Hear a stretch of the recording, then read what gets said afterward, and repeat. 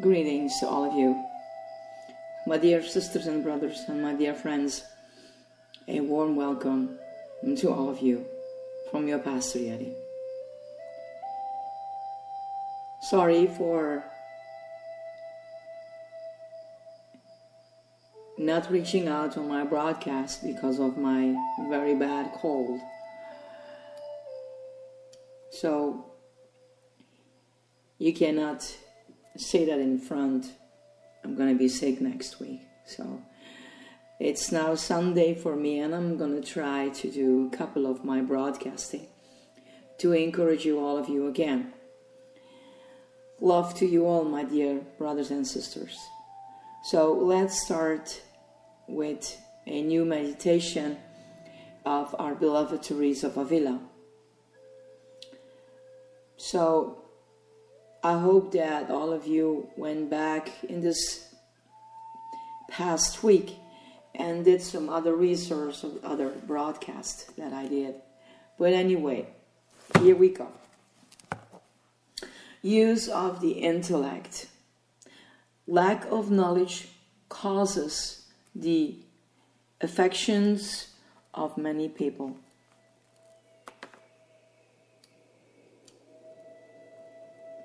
Interior trials, melancholy, and loss of health. As we rebound from the age of reason and come to acknowledge the other faculties that we have been blessed with, let us not swing too far on the pendulum and disregard how the intellect can be used for our benefit. A common phrase we hear today is, "It is only the mind," and subsequently we throw all thoughts away. But sometimes those thoughts could be telling us something that we need to know. This tendency to suspend our intellectual faculties when we engage in our spiritual life can have unfortunate and unnecessary consequences. Everything can be used in returning home. It is a matter of knowing how and when, of knowing which faculties are most beneficial.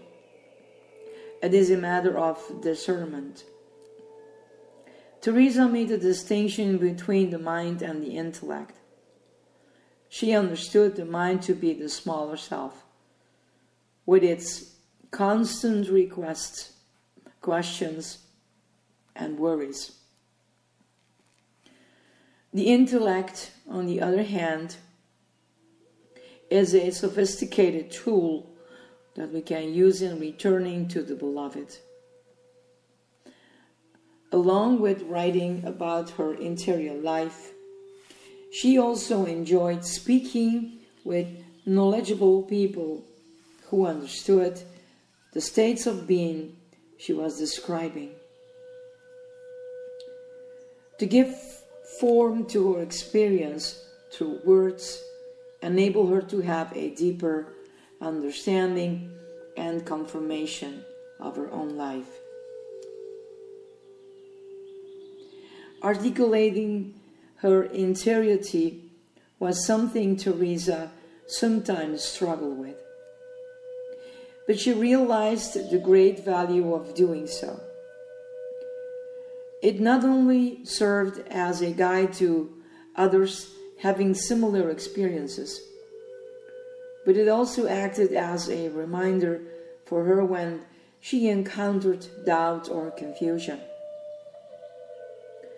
The intellect can be especially helpful in these times, she said, since it can remind us of past times when we erroneously succumbed to these doubting states.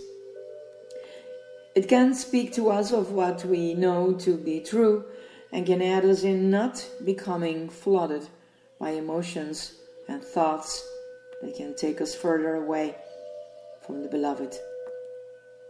Likewise, when we may feel old insecurities arise, the intellect can remind us that these feelings are no longer necessary, that we do not need to revisit the past in order to live confidently in the present. The intellect can tell us again and again that wonderful story of how we are loved. What we have learned from past mistakes is always recorded by the intellect and can be accessed at any time. We can ask that the intellect be used for our higher good, and we can use it for our own and the world's advancement. The intellect, when openly connected with the divine presence, can also be used to bring forward all types of wonderful inventions, whether technological, environmental, or in the realm of human development. If used in service for the beloved and for humanity, then it can only be for the good of all. The intellect is the container of knowledge, not what we have been told, but what we have experienced, and also more. It enables us to enter the divine realm of knowledge, of gnosis. It can take us places and shows us things that the divine intellect is creating and thinking and making available to us. Let us honor the intellect's role in our life, for in denying any part of ourselves, we are denying the beloved. And come with me in our meditate moment.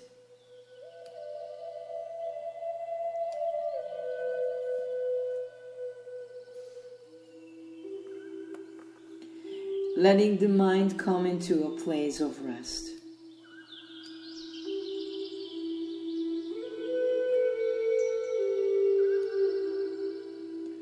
Call forth your intellect. Ask that it be divinely inspired and offer it to serve the greater good of all.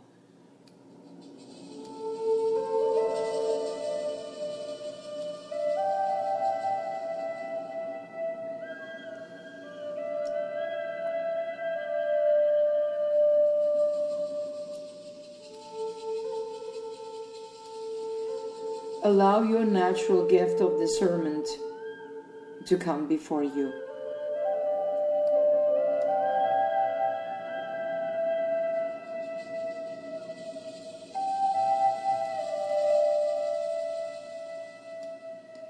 And give thanks for its wisdom.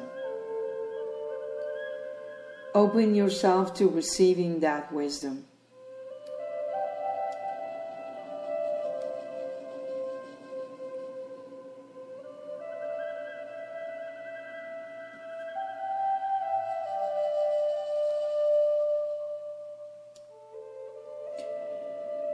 Honor your past mistakes and let yourself learn from them.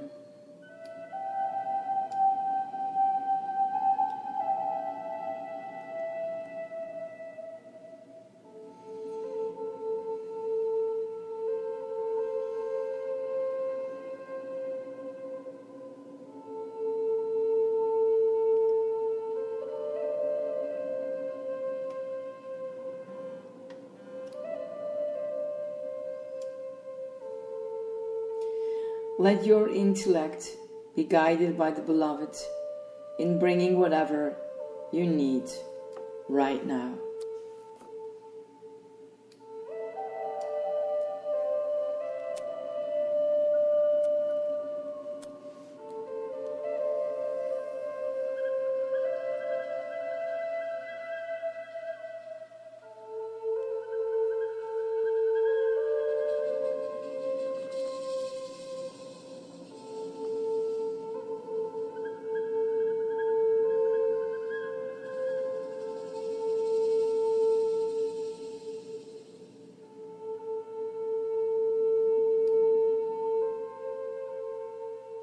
God the Beloved love you.